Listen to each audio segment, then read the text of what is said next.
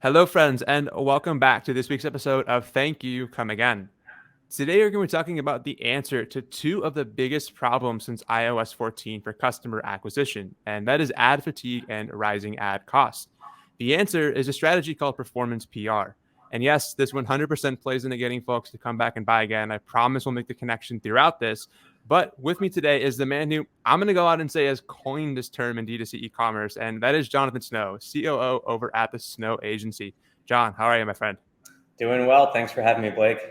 Yeah, super stoked to have you here, man. I'm really excited to dive into this. But before we get into performance PR, who is Jonathan Snow and who is the Snow Agency? Yeah, Jonathan Snow, been in the space for close to a decade now. Actually got started on the influencer and affiliate side, built a affiliate marketing platform for organic social media pages that then we leveraged to start launching our own Shopify brands, utilizing influencer marketing and driving traffic purely through influencer. And by launching and scaling close to 10 brands of our own, we obviously had to become experts of the entire Shopify ecosystem. And that's everything from the influencer marketing, how we got started, to the paid media, to the retention marketing, to performance creative, to website design and development, to the proper Shopify tech stack. And we had essentially started building our own agency without realizing it, just to service our own brands that we owned. And that's when we started building a name for ourselves in the space.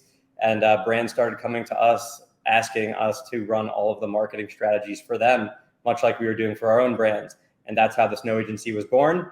So we've been an agency for over 3 years now, Shopify Plus partners, specializing obviously in the direct-to-consumer space.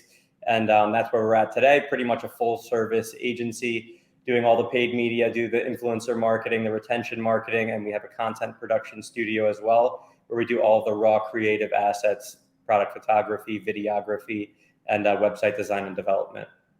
That's a super impressive background and definitely, spanning both sides of, obviously doing this with the brands that you have, but then also, we're doing all the services as well for your clients. I was a pleasure working with the Snow Agency at Attentive, and now going to work again with you guys at Wonderman. It's super awesome as well. So couldn't agree more with all of that. 2021, 2022 were plastered with themes of Facebook is dead, iOS 14, wrecked customer acquisition, CAC, customer acquisition cost, is through the roof. And as a result, it's time to go all in on retention. The list goes on and on. I could just continue to name buzzwords probably for a while here, but customer retention doesn't matter if there are no customers to retain. So, John, could you just give like an overview from your side of the house? Like, why is performance across ads down today? Like, where are we? What's been happening? Just kind of any general thoughts there. Yeah, so it's funny how kind of the past few years have played out. So obviously we went from the period which I call the COVID euphoria, and that's where there was extra money flowing, stimulus checks were getting printed, people were at home because they couldn't leave their houses during COVID. They were shopping, they were doing retail therapy on their couch with all this excess money, that they were getting from whether it be the government or just savings stacking up because they weren't traveling, they weren't going out to bars and restaurants and whatnot. Now they just had more leisure dollars to spend. And obviously e-commerce as an industry saw a ton of growth during that time period. It was so easy to just get the performance. It was like almost like having Black Friday or Black November throughout an entire year almost. And we went from that really high, and then iOS 14 came down about a year and a half ago. iOS 14 obviously made things a lot trickier, and that was also in the same time period when those stimulus checks started drying out and things started opening back up and people weren't at home shopping. They didn't have as much money to spend. And then iOS 14 made attribution super hard. And the thing with iOS 14 that everyone kind of forgets, attribution is only one of the things that iOS 14 really made difficult. It's also performance. When the pixel or the algorithm couldn't attribute orders properly, it affected performance of that algorithm because we're getting a ton of false negatives and the pixel cannot track who is purchasing. If someone actually did purchase and the pixel didn't realize that person purchased, the algorithm will try to find people that don't look like that person. So it really threw a feedback loop between the ad platform and what's actually happening on the websites into a state of disarray. So that really made customer acquisition costs volatile. And that made obviously acquiring new customers much more difficult, unpredictable. And then in 2022, even with iOS 14, the macro economy hit. And so in my opinion, that actually had a much bigger impact on kind of the down year we saw in 2022 than iOS 14. I think iOS 14 and the platforms have made a lot of developments since it rolled out about a year and a half ago, but those developments have really been masked by reduced consumer spending and consumer behavior. When interest rates go up, the economy starts becoming unpredictable and kind of dark as it's been in 2022. Consumers are much more conservative with where they're going to spend those budgets. So if they're on their couch and they see a cool product and it's an impulse purchase, they might think twice. They might think 3 times. They might never purchase at all, or they might just be waiting 6 months until they know they get a deal on Black Friday for that product. And that's especially true of those kind of like luxury items. And we saw during Black Friday, Cyber Monday, high AOV brands actually had the biggest spikes, and that was likely due to the macro shifts that we were seeing. Yeah, a lot of great stuff to unpack there, but I think you're spot on in saying too. Obviously, iOS 14 had a lot of impact on this, but the macroeconomic climate of where we're at, 2022 was tumultuous in a lot of ways, but I think it's also very indicative of kind of where we're at right now, heading into 2023 even too, and it's sort of, I think, shifted the narrative a little bit now of prioritization for e-commerce brands and what they're thinking about. And one of the solutions to this, and something that you've been really working with clients on, I'm sure, is this performance PR angle. And I'd love for you to unpack that a little bit more if you can. Like, what is performance PR in broad strokes? And then let's kind of dive into it from there. Absolutely. So performance PR is a tactic that we have been using since before we were even an agency. So basically, what it is, it's combining what you know today as PR. And performance, and you merge them together. So as we know, PR, there's a lot of weaknesses.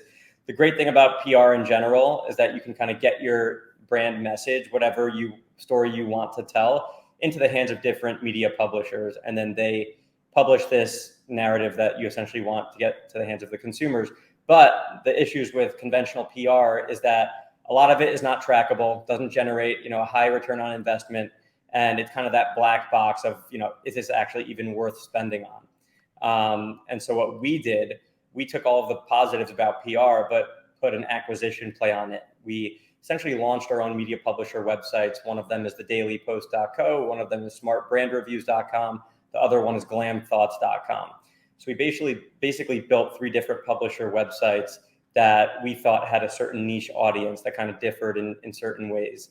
And what we did for our own brands, and now what we're doing for a lot of our clients, we're publishing advertorials on those publisher websites, and we are then running the actual ads from the publisher social media pages. And we're actually also running Google ads to the publisher articles as well. And the problem with paid media today has been ad fatigue, and it's been higher CPMs, so the ad costs are rising. And this actually combats both of those things. So the great thing about performance PR and running ads through the publisher social media page, imagine you're seeing, you're on your Facebook timeline and you're just scrolling through and you see an ad from the Daily Post. You probably might not know that's an ad. You think it's content that's native to the platform. So you're going to be a little more inclined to stop, see what that article is about, especially when the article is either we have many different formats for the articles that we put on the performance PR sites. 2 of the best ones are focusing on the problem or a pain point that your brand could solve. So let's just take a gut health brand, for example, and I'll show an example shortly. But say the pain point is bloating or brain fog or indigestion, kind of symptoms of an issue that you have. And you see an article on your timeline. I was dealing with bloating, brain fog, and fatigue for years and years until I discovered this one solution. If you happen to be one of the 30 to 40% of the population that deals or resonates with that problem, you've stopped because you identify that problem, and you're going to click through, you're going to engage with it, you're going to share that to all of your friends that also deal with similar problems as you or have similar interests. And the engagement rates go way up, the click-through rates go way up, And when Facebook sees that the engagement rates are high, the click-through rates are high, they will actually reward you with lower CPMs. So the issue with high ad costs actually kind of goes away. This is one of the solutions by gamifying the algorithm to give you lower CPMs and also to give you higher click-through rates. So when you have higher click-through rates and lower cost for the traffic, your cost per click goes way down. And now that's how you unlock new performance. There's so much good stuff there, man. It's honestly just a really, really creative and genius approach to, I think, getting folks engaged at the top of the funnel, getting them to, understand too, as you mentioned, too, they're going to want to solve a problem that they have, that pain point. They're going to want to read more. It doesn't feel like they're being sold to initially. And it really, again, I think creates a lot of confidence in that decision too. If they're going to this advertorial, it's talking about products that are going to solve that problem. And if your product happens to be that first recommended one, I'm going to want to go with that one, not, product 5 or 6 down the list. So it totally just kind of brings them into that brand ecosystem in a way that, is brand marketing plus the performance PR side of it as well. Sorry, the performance side of it as well. Could we walk through one of these then and kind of see what that funnel looks like? Absolutely. I'm going to share my screen here. Awesome.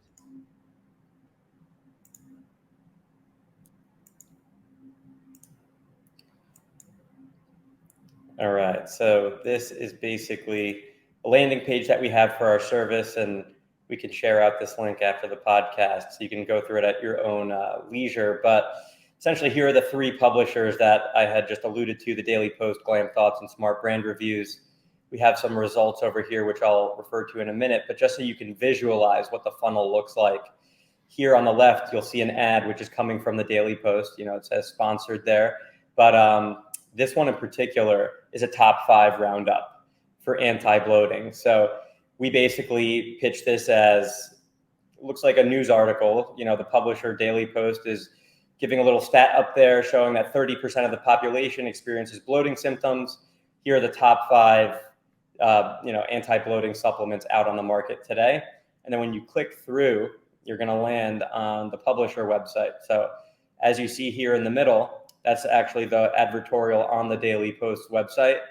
The top slot is sponsored. We have advertiser disclosures on here to show that this article does have sponsors. And by nature, if you're on a top 5 article, consumers are obviously going to scroll through all the options, but they're most inclined to click on that first one.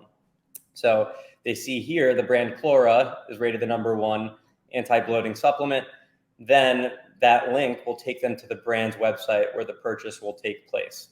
So the unique thing here is that before actually Chlora was even running performance PR ads, the engagement rates were super low. It was a brand new brand on the market. No one ever heard of it. And quite honestly, when people are scrolling through their timeline, they don't really care about the brand as much as they care about themselves. So when we were running ads for Chlora and we're like, here's Chlora, this bloat digest formula that can help you and this and that, people just see it's an ad and scroll right past it. Thumb stop rate is low, click-through rates are low, cost per click is super high. But then as soon as we started running this from the Daily Post, engagement rates went way up because this wasn't geared towards Chlora at all. Chlora is not even mentioned in the ad copy. It's not mentioned in the headline. All we're talking about is the problem. And that's what we're selling, is the solution to bloating. And that's why people are most interested. And this was kind of like the way that we unlocked performance for Chlora, which within 3 months after launching these performance PR funnels went to 100,000 in MRR just from this one tactic alone. That's amazing. I'm so just to kind of recap even too. So what we've seen so far, the way that they kind of come into this ecosystem, it's a Meta, TikTok, Google ad, whatever it is, they see this, it's sort of that whitelisted from the publisher social page, go to the advertorial, and then from there go into that PDP. It's sort of just that logical evolution of, creating awareness. They're seeing the product, and then they're really going and taking action on that. That's really cool, man. This is one angle here, but are there any other angles that we could take in this as well? I know you mentioned 2 of them, but I'm curious if there are any other angles that you typically might approach with this too. So right here are 8 different angles that have proven to work the best for us, but there's far more than 8. And generally, so we have a first person testimonial angle, which is awesome. It's kind of like, I tried, for example, if it's with bloating, I tried this bloating supplement for 90 straight days. And here's my honest review. It's kind of like their social proof take on the article. Then there's brand versus competitor. Let's just say, Nike versus Adidas. Here's our winner after we tried the new running shoe. There's a top 5 category roundup, which we just reviewed. Then there's top pick in the category. So let's just say we're at the conclusion of 2022. We tried numerous anti-bloating supplements throughout the year. Here's our top pick. So that's a great roundup for top pick. Then we have product review, which speaks for itself. Problem X, solution Y, as we mentioned before. It's, I've been dealing with bloating or, whatever it may be, or weight gain for years and years and years. Here's the solution that I found worked for me best. 5 reasons why listicle, like 5 reasons why you should try an anti-bloating supplement, or 5 reasons why you should, supplement your multivitamins with, gut health regimen.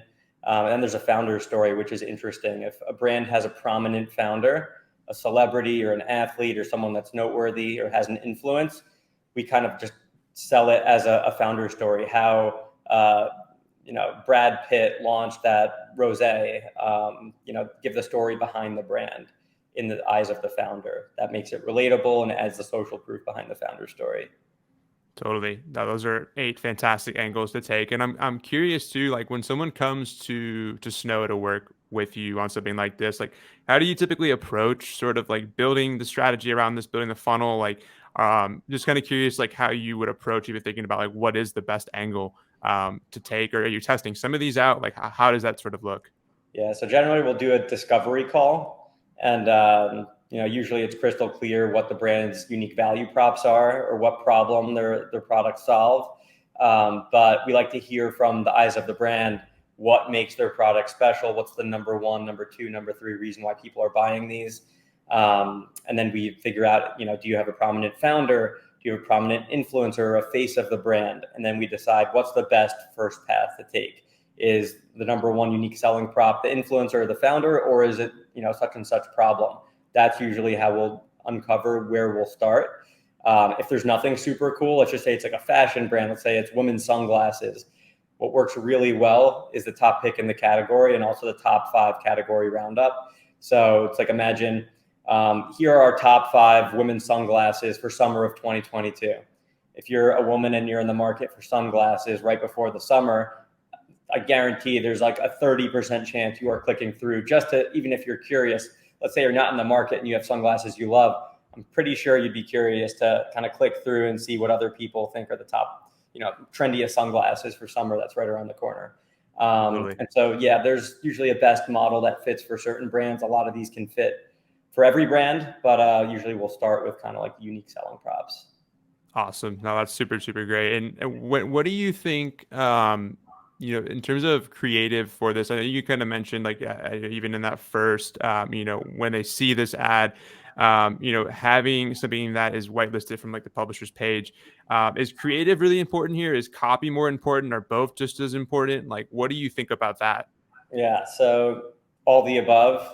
The copy is extremely important, like a long form advertorial page. You want it to tell a story. You don't want it to be overly scientific. You want it to be very relatable. But when it comes to increasing click-through rates, you need to make it look like it's not an ad. That's the key. That's like the foundation behind this is an ad that does not appear as an ad, and that's why the engagement rates are so high. So with the creative, you need to keep that in mind. You do not want to use highly polished or like branded creative. Generally, you want it to look kind of almost like a stock image, and it might look really ugly. I know people out there saying ugly ads are the best ads, and I actually agree with that, especially for performance PR.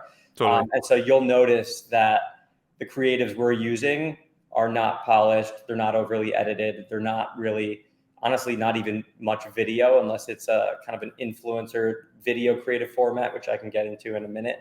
But yeah, you want to make it just kind of look like it's a blog publishing something. Yeah, totally. And I think that's a really good point as well on the, you want to make it seem like they're not really being sold to at first, like they're getting a lot of value out of clicking through, they're interested, there's that curiosity kind of component of it. And naturally this evolves, I think, through the funnel.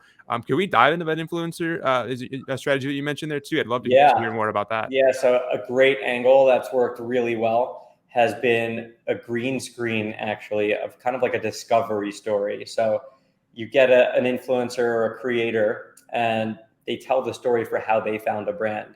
So they can do a green screen with literally the article in the background and them taking you through it. So let's just say for this example, an influencer tells the story. I was browsing the internet the other day, and I was dealing with bloating, brain fog, and fatigue, and I stumbled upon this one article of the top 5 anti-bloating supplements. And by nature, I was extremely interested because it's a problem I've been trying to solve for so long. And I happened to click through. I went through these. I discovered some of these brands I heard of, but ultimately the first slot, that brand, I wanted to go with the best product. And so I went through. I came to this brand's website. I purchased. And, I've been taking it ever since. And I just wanted to share with you guys my story. If any of you are kind of dealing with the same issues, highly encourage you check out this brand and blah, blah, blah. And so that influencer angle, telling their story of how they discovered that article, is a very unique angle and works well. That's a great, yeah, the influencer angle definitely, that's a really creative approach to it as well. And I think also, just being able to tap into like that, it's like social proof in a lot of ways that they're seeing the result of it from that influencer as well. And being able to go and find the product after that too. I know I would buy if I saw something like that. And that definitely gets me a lot of the time. And when we run the ads, with the influencer angle, we'll actually whitelist it from the influencer's page. So it doesn't look like it's coming from the publisher, then it's clearly an ad, right? So you have to think about the storytelling angle, if it makes more sense to run it from, the influencer's page or the publisher's page. Absolutely. Something I'm thinking throughout this too, obviously like you're capturing a lot of clicks, a lot of the metrics that are looking fantastic. You're getting a lot of people to the site from this. What about people who don't convert on day one? Are you doing any special like retargeting funnels that are unique to these performance, PR like angles? Are they typically getting, like what does that sort of look like? Yeah, so we will retarget, people that didn't click through all the way to the brand's website. And if they just visited one of these PR articles, we can create retargeting audiences based on the URL that they visited and then retarget those people with different PR angles. Let's just say you have 4 different advertorials. Let's say you have one on Glam Thoughts, one on Smart Brand Reviews, one on the Daily Post, but they only saw the Daily Post one. You can hit that retargeting audience with another media publishers are publishing either the same angle or a different story related to the same problem. And now it's subconsciously embedding that idea into the user's head. But then you could also retarget from the brand's page as well. So if you keep kind of like building that awareness for the problem and the brand, and then serving them with that same message from different sources, it slowly but surely creeps into the head of the user, and they become more and more inclined to purchase because they're like, wow, I'm seeing this everywhere. I need to purchase now, or I'm like more intrigued. Then they get the FOMO effect, and then it works. Absolutely. I think that's really a great call out too, is that, they're seeing the product in multiple different places that like, in a lot of ways, like I think about like, conventional, paid performance and kind of like the funnel that looks like, it is totally definitely still works, but it's like, typically they see some ad that really doesn't tell too much about like why they should buy. Maybe it just gets them interested to come to the site. They opt into the email list and now they're trying to be sold over email, SMS. They're chasing them in all these different ways. And it sort of like does a lot of that work before even having to get to that stage of like you're capturing their address or their SMS, or maybe they even just buy. You're sort of getting a lot of the education out of the way and creating that trust. They're seeing it on all these different pages too. It's a really great approach, man. I'm curious, like, why do you think and like not as many brands are doing? I mean, I know some are doing this, but why do you think not everyone is doing this right now? Like, if this works so well, like, why is not everyone doing this strategy yet? Honestly, I don't think it's a mainstream strategy yet. It's kind of where influencer whitelisting was a couple of years ago. Not a lot of people were doing it. Maybe the forward-thinking marketers were onto it for years and years and years. And once word gets out about publisher whitelisting, which I know some really savvy marketers have been using this tactic for years, but Sure. once it goes mainstream, people are more aware. I guarantee this will be a new best practice before, the arbitrage opportunity for this style is right now, because consumers, they're not getting hit with publisher ads all day like they are with influencer whitelisting. Absolutely. I think the opportunity is still there to be, one of the early movers, as you mentioned, folks might have been doing this already, but I think it's a really bold prediction. I think you're absolutely right in saying that this is something that I think we're going to continue to see more and more of. But I'd love to hear you as well kind of speak about, I'm sure folks are listening, thinking about, hey, could I do this myself? Should I work with an agency like Snow to do this? Why is it so important to work with an agency like Snow when implementing a strategy like this? It's a great question, and I would say it really just boils down to resources. And so, if you're working at a brand, or you own a brand, to actually launch your own media publisher website, set up all the analytics, the UTM tracking, and kind of build out the whole funnel and make sure everything ties together, it's extremely big lift. It's been something that we've been building for years and are still optimizing today. We're at an extremely solid point right now, but it took a lot of time and energy and resources to get to where it is now. So if you're going to run this yourself, you definitely could, but then you also don't have the years of best practices that we have developed internally, not just from the different types of advertorials, the different types of copy, the angles to take, but also just the administrative side of kind of supporting different publisher sites, having a website manager, a content manager, and coordinating all the pixels and the tracking. It's extremely difficult, and I would say it's not worth your time or trying to build it out internally. When you have an agency that's been doing this and streamlined for years and years and years, you can get through a lot of those potential issues and obstacles, without any friction. Totally. I think if you want, the fast pass, the cheat code, if you will, I mean, it definitely makes a lot of sense to just, work with, someone like Snow, who's really proven this out, has all the resources there, allows you to continue focusing on what you're already doing, but then, implementing that into your current strategies as well. It makes total sense, man. And I fully agree with you. And I'm curious, I didn't get to ask this, but I want to before we move on as well. Benefits wise of doing this, obviously, we're talking a lot about acquisition, all the great benefits on the PR, I mean the paid side of things, but is there any other benefits to advertorials, say like SEO, for example, and just having the brand show up more organically in search, for example? Yeah, absolutely. Organic and paid, actually. So where this works, I'll start with paid first, and then we can get into organic. Sure. Paid search, non-brand keywords. So let's just say people are Googling, bloating supplements, or they're typing the problem they're looking to solve, and you show up as like top 5 bloating articles. People are gonna, top 5 bloating supplements, and they'll click through it. They're the people that were searching for those non-branded terms. They weren't even aware of the brand Chlora, but they saw as #1 slot on this, neutral media publisher's website, and they go in and they buy. Works really well on paid that way. Then over time, your articles will start building organic value as well. So we've had clients where they've been on, the top 5 article, or they've had their first person testimonial type advertorial from one of the publisher's websites appear organically on that first page of search when people are typing either about the problem or the brand name. A lot of these things, let's just say someone's Googling Chlora and they see all of the different, reviews or, review advertorials, first person testimonials coming from different sites other than Chlora. It builds that brand reputation organically too, because they're not just taking Chlora's reviews on their own website kind of as face value. They're also seeing other positive reviews from different publishers. So it builds that credibility, that social proof. And over time, like I mentioned, the publisher websites get a decent amount of traffic. There will be a lot of organic value derived long term. So it's not just like a short term performance play. It's kind of a brand awareness play that will build your organic value too. Absolutely. Yeah, there's a lot of great benefit from that. Yeah, on the paid side, as you mentioned, and organic too. And I think something I think about as myself as a consumer, like if I'm looking at a D2C brand considering a purchase, if I Google it and I see all these different things as well, and all these different things are coming up, there's reviews in other places, testimonials, like all these like advertorials as well. It just creates a lot of confidence that I'm buying the right product as well, which is another great added benefit of this strategy as well. You talked a lot about, some in verticals, I guess, that work really well with this, supplements, beauty, cosmetics, apparel. Are there any verticals that might not work for a performance PR angle like this, or could any D2C brand do this? Honestly, it's a plug and play solution for any brand.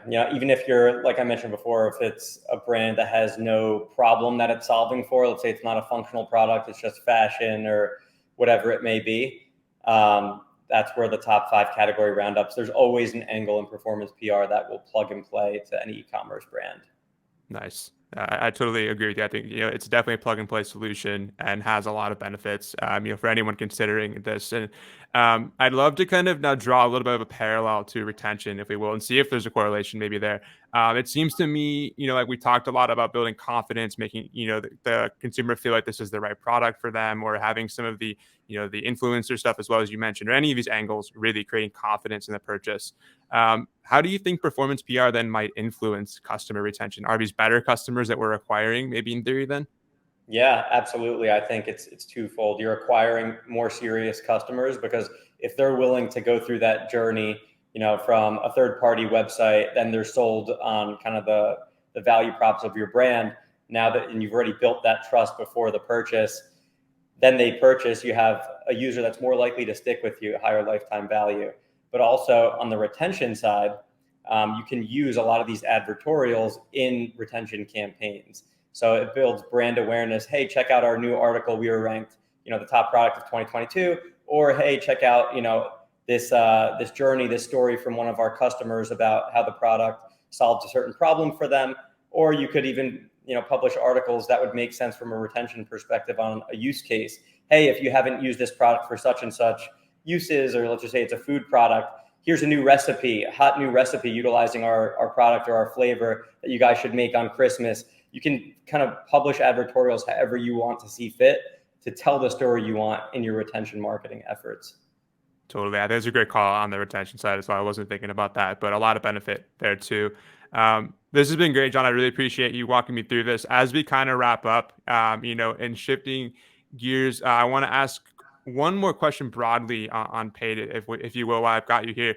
And that's, I'd love to understand more of paid media's job, like after, you acquire the customer, and does paid media's job stop after you get the first purchase, or is there something more that you think paid can or should be doing post purchase with the customer? Like, is it all up to the retention team after they've gotten the customer, or are you thinking about other things that paid could come influence on that repeat purchase? Yeah, so paid, that's a great question.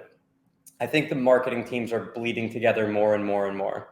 If we have a dichotomy between paid, retention, creative, that's where the largest issues happen. I think all teams need to be aware of what each team is doing and make sure you have a frictionless journey start to finish, but then not just from that first purchase, but the journey after the first purchase to the next purchase and then the next purchase. You need to have kind of like that full funnel approach. So paid media, I think for years and years, the marketers were kind of media buyers and they were just stuck in the ad platform and they were like, I'm day trading in the ad platform and trying to hack my way to growth. That kind of stuff doesn't work anymore. The paid strategists now, they need to understand everything beyond the click. So what's happening on the website? How do I improve conversion rate? How do I improve average order value? How do I get higher value customers in the door? How do I communicate all of this to, either the creative team or the retention team to make sure that everything I envision is executed down the funnel and throughout the life cycle of that customer? So I think it's important that paid strategists now understand the retention side, especially if they're going to be running retargeting ads. Obviously, that's a retention play if we're trying to get existing customers to cross-sell them with different products or have them to purchase again in return. So I think it's more important than ever to kind of like let those bleed together and understand every level and have that like open line of communication to your other teams. It's so critical. I think you're absolutely right in saying that. And I think about, I just had, two folks from Jones Road Beauty, Joanne and Eli from Jones Road Beauty on. They were talking about customer experience and retention collaborating. But I think also like retention and paid having that sort of like 1 and 2 kind of communication and the feedback loops between the entire team is so important. And you're absolutely right. I mean, it's not just about like the click. There's so much more that happens after, and having insight into that. I definitely think it's a big, thing that we're seeing more and more. I think about as I was leaving the agency world, kind of, I saw a lot of that happening more and more. But I remember like in the early days, it was a lot of siloedness, and paid really just was, trying to day trade and kind of have that kind of like, philosophy of like, let's just get leads and figure out the rest later. So I think you're absolutely right in saying that. And it's really great to hear that. Do you have any other bold predictions for 2023, things you're super bullish on? Would love to hear about that. Yeah, I would say publisher whitelisting obviously is my number one. That's what we talked about today, performance PR. But there's a few, I would say post-purchase, like what we just talked about, is one of the most important things out there, collecting zero-party, first-party data. And that actually we just picked up that conversation, kind of customer experience, strategizing with retention and paid. Why are collecting the information from your consumers themselves? Why did they purchase the product? And then how do we use all of that data our customers are sharing with us, zero-party data, and turn that into different marketing angles or campaigns in the future? So that's bringing that whole feedback loop whole. And that way you create better experiences for your existing customers. You're finding new customers that are more likely to purchase based on what your existing customers already told you. So I think zero-party data, collecting that, even zero-party attribution. There's post-purchase survey company, No Commerce, which does a phenomenal job with that, where the customers are self-reporting where they came from. And then you can merge that with the data the platforms are telling you, either the platform or third-party solutions like Triple Whale and Northbeam, and blending zero, first, and third-party attribution all together to get the true story, right? Sure. You should never listen to what the platform's telling you. You shouldn't listen to what a UTM is telling you. You should listen to that, plus what the customers are telling you to get the full story, right? So zero-party data collection is one of my big ones. The next one actually is cash back. So coupon codes, discount codes are very destructive for a brand. And honestly, for your consumers, if they know that you're going to be giving out discount codes heavily, or you're giving out discount codes on your welcome series pop-up, rather than always eating that discount code full value, 100% of the time, if someone signs up for the welcome series, they're purchasing with that 20% off offer you gave them. And now for the second purchase, if they don't have that 20% off again, then they're kind of hesitant. Should I do this again? Should I not? Should I wait for another deal? And you're going to lose that discount, that discounted revenue 100% of the time. Sure. Cash back, Fondue is a great tech out there for that enables this. What we're seeing on our brands right now in our testing, in the pop-up at least, we're getting way higher sign-up rates for email and SMS when people see cash back as the offer instead of a discount code. So we're building our retention marketing list, but also roughly half of the people that get the cashback offer in their welcome series never actually redeem it after the purchase. So instead of cannibalizing that money on that sale, the brand gets to keep roughly 50% of that discounted value in their own bank account, right? And all of your purchases now are full value, not discounted. So your revenue is higher, you're getting more profit because now the cash back you're paying out is only half of what the discount would have been. And then 25% of the people, half don't redeem it, 25% redeem it as a form of store credit. So you're increasing customer lifetime value without giving any money back. So now they took store credit, you didn't give them a discount, and they're returning to purchase again, utilizing that store credit you just issued them. And then the other 25% actually redeem the Visa gift card. So at the end of the day, when you compare discounts to the cash back, 75% reduction in kind of like what the brand is losing and giving back to the consumer. So that's I think that's going to be a new best practice for retention marketing going forward. And we'll see a lot more of that being integrated into paid media efforts as well. We had some clients running cashback offers in their Black Friday sales store-wide. They weren't giving discounts. They weren't discounting the products on the store, but they were giving 30% cash back on all purchases. That's awesome. I love that cashback prediction as well. I think you're spot on in saying that. I would love nothing more than to see discount codes on email and SMS signups kind of go away or definitely die down and see more cashback incentives like that. I even think about like example, me using my credit cards to buy stuff and getting that cash back is another incentive for me too. But I know that even that's so small, seeing a larger incentive too for consumers and then coming back and buying again, like, I'm sure we could do a whole nother episode at some point about that too. I definitely got some more questions for you on that. But John, this has been fantastic, man. I super appreciate all the insight, performance PR, and then even getting more here with some bold predictions too. It's been awesome. Where can folks go to get in touch with you in the Snow Agency?